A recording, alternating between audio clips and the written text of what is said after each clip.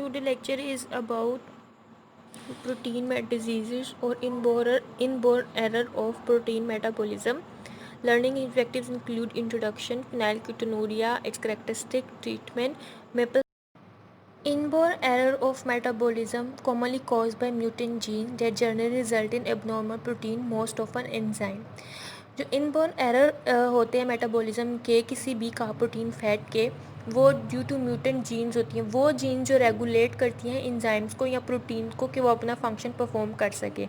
जब उन जीन्स में डिफेक्ट आता है तो जो इंजाइम्स हैं या प्रोटीन्स हैं वो अपना फंक्शन जो है वो ठीक से परफॉर्म नहीं कर पाते. The inherited defect may be expressed as a total loss of enzyme activity or more frequently as a partial deficiency in catalytic activity.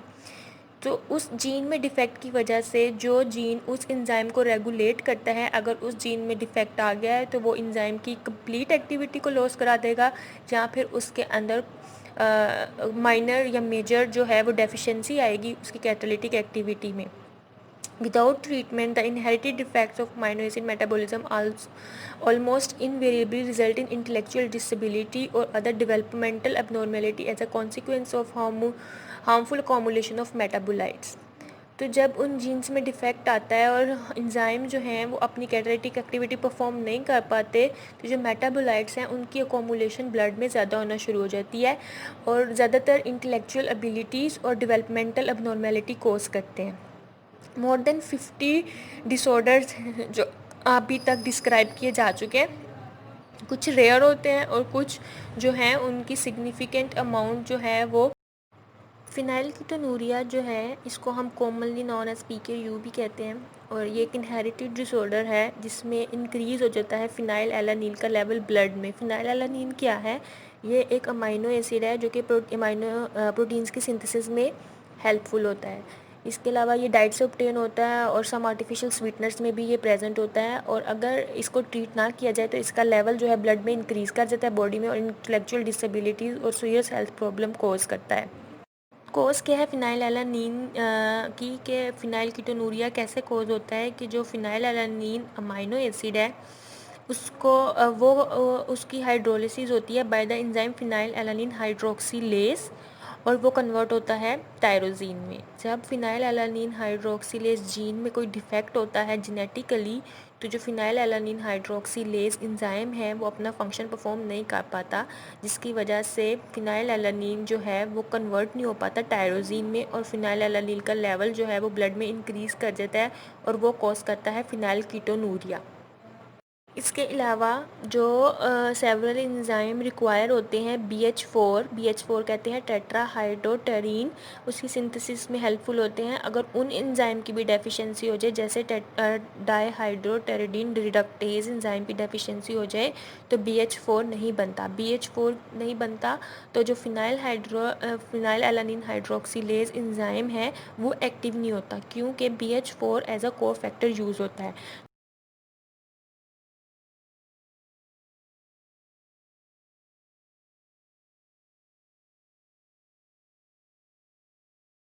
क्या है क्लासिक फिनाइलकीटोनुरिया की, क्योंकि जो क्लासिक फिनाइलकीटोनुरिया है वो मोस्ट सिवियर फॉर्म है फिनाइलकीटोनुरिया की.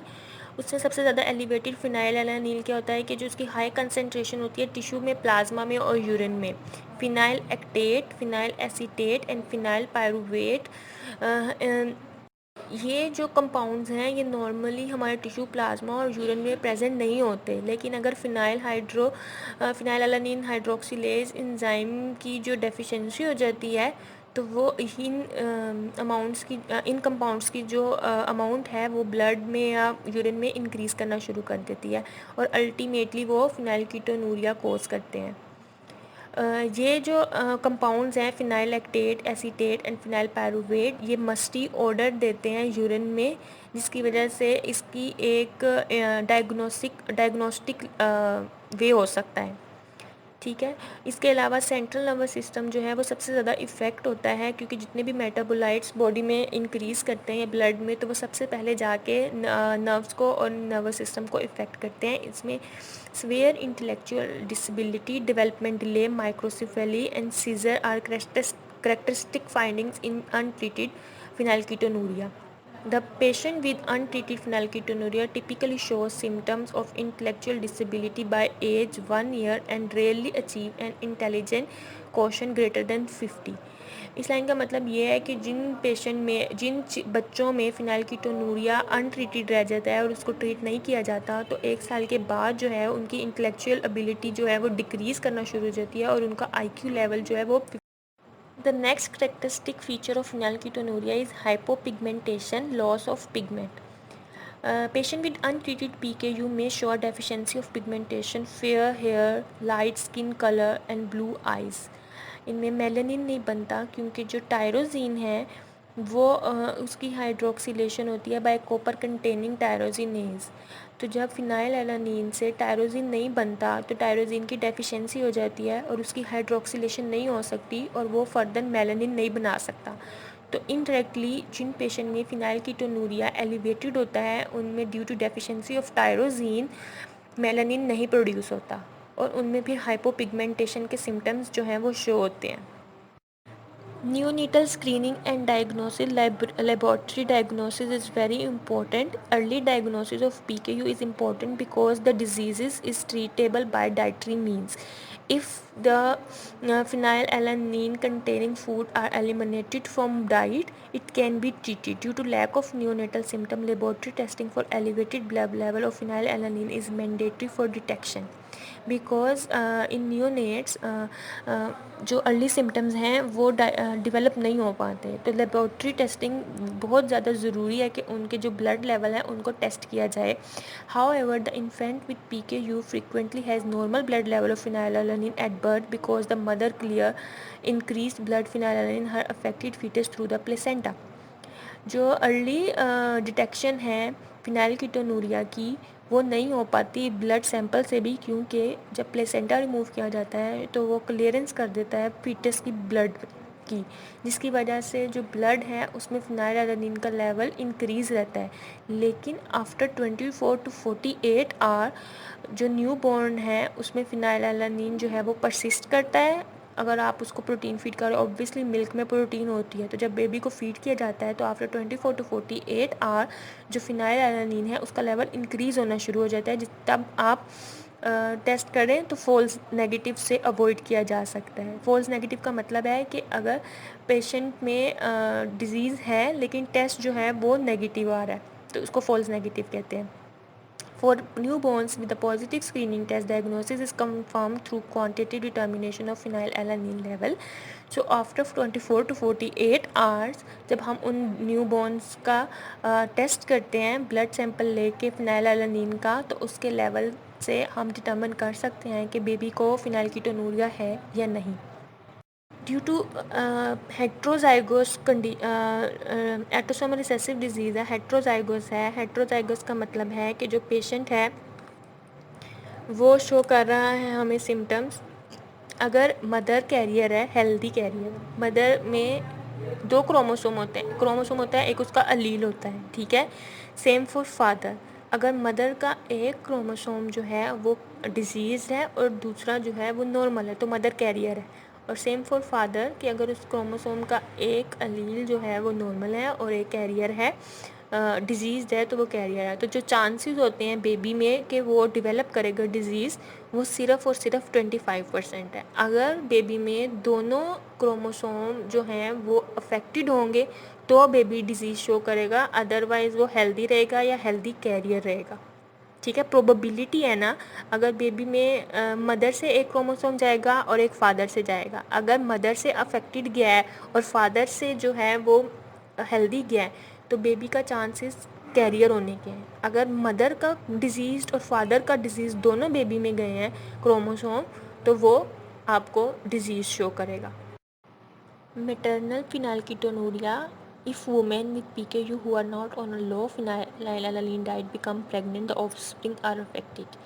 कह रहे कि जो मदर में अगर मदर अफेक्टेड है फिनाइलकीटोनुरिया से और अगर वो उसको ट्रीट नहीं कर रही, मतलब लो फिनाइलएलानिन डाइट नहीं ले रही, तो वो अगर प्रेग्नेंट हो गई है तो जो उसका ऑफस्प्रिंग है या उसका चाइल्ड है उसके अंदर अफेक्टेड होने के चांसेस ज़्यादा हैं, ठीक है। वो मैटरनल से, उसको हम कहते हैं maternal PKU syndrome, High blood phenylalanine level in mother cause microcephaly and congenital heart abnormality in the fetus.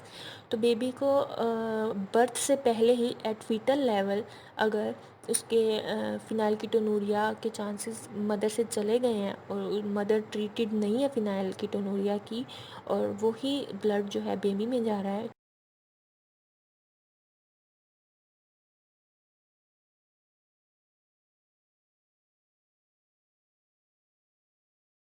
Signs and symptoms of phenylketonuria patient include learning disabilities, mental retardation, tremors, jerks of movement of limbs, skin rash, epilepsy, hyperactivity, behavioral issues.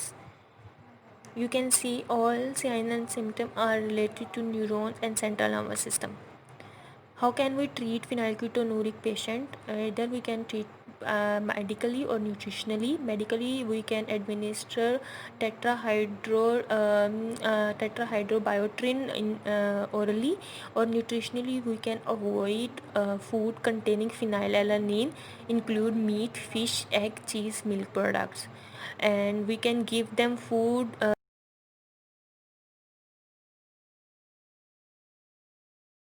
Next one is maple syrup urine disease. It is also an inherited disorder in which body is unable to process certain protein building block amino acid properly, specifically branch chain amino acid, in which they include isoleucine, leucine and valine.